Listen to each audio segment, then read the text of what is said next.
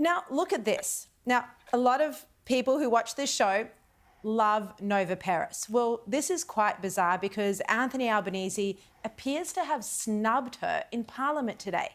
Now, she's a former Labor senator. She's an Olympian. And you'd think he would have at least acknowledged her presence, but instead he turns the other way while Peter Dutton does acknowledge her. Have a look.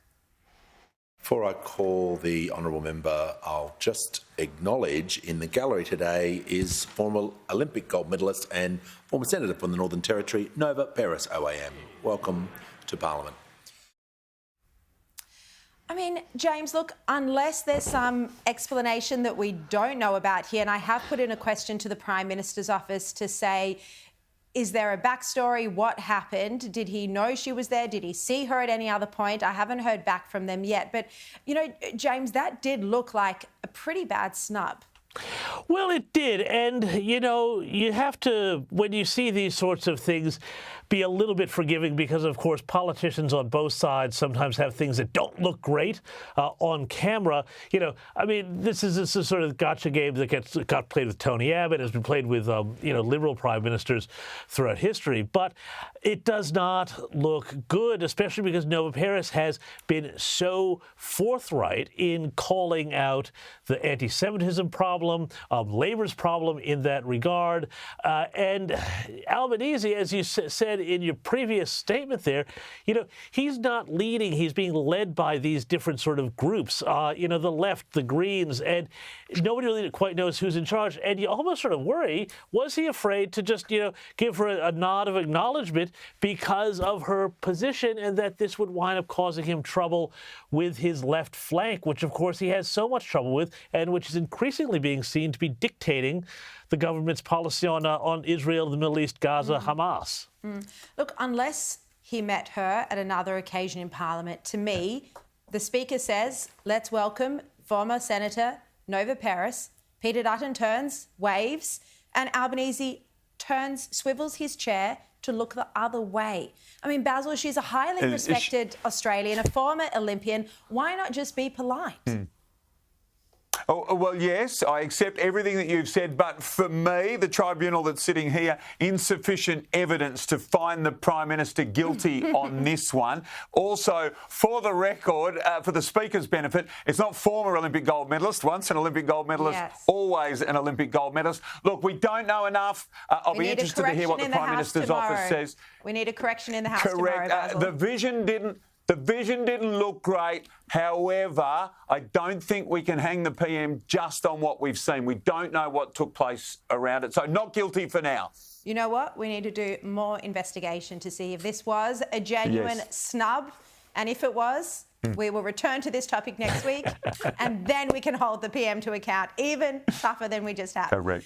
Now, jurors in the Donald Trump trial will return to a New York courthouse for their second day of deliberations. They, of course, failed to arrive at a verdict on Wednesday. James, you follow US politics very closely. You're the host of the US Report here on Sky News. How do you expect this will play out? Well, you know, it's the longer that we wait to get a jury result here, the more likely we have a hung jury, you know, where they can't come to a decision.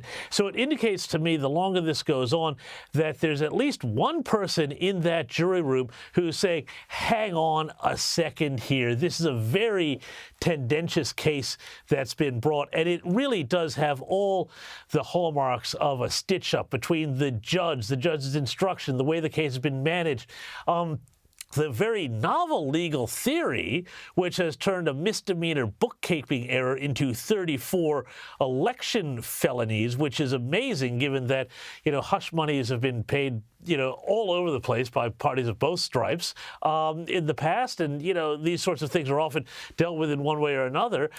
This is a really ridiculous and tendentious case that they're bringing. I think that this will wind up being a hung jury. I don't think they're going to wind up getting to guilty simply because to get 12 people to vote to make Donald Trump a felon, which is what Democrats want, so they can hang that around his neck for the whole coming campaign. I don't think it's going to happen. And in fact, actually, to be honest, I don't think the Democrats should want it to happen because it'll make them look really bad. These things will blow up in their faces tremendously. Mark my words, Sherry. What do you think, Basil? I mean, it will be difficult for a jury to arrive at a verdict. I thought I saw some reporting saying that he might be able to be convicted even if it wasn't a unanimous decision. Basil, what do you think is going to happen? I obviously have not sat through all of the hearing and haven't heard all of the evidence presented, but I too, from what I've seen and read, think that a guilty verdict is going to be a stretch.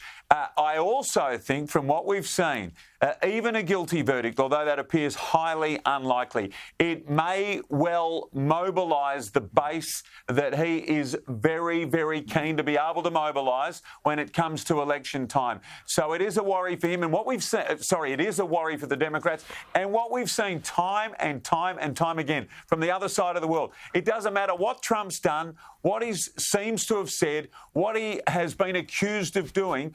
His standing with enough of the American people has never fallen away, and I wouldn't be surprised if the same thing happens here again. I think he's going to get through this, as he seems to get through every one of these things that comes his way.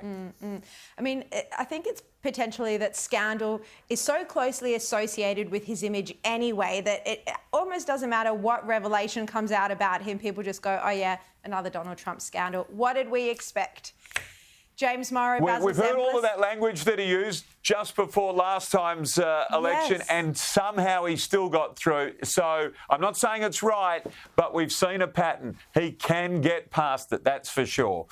Yeah, indeed. It's almost the equivalent of Joe Biden. It doesn't matter how many gaffes he makes. It doesn't matter how many incoherent sentences that he utters. People, they kind of know that he's old. They know that he struggles, and they've accepted it. It's kind of maybe It's going to be a great election. Each other out.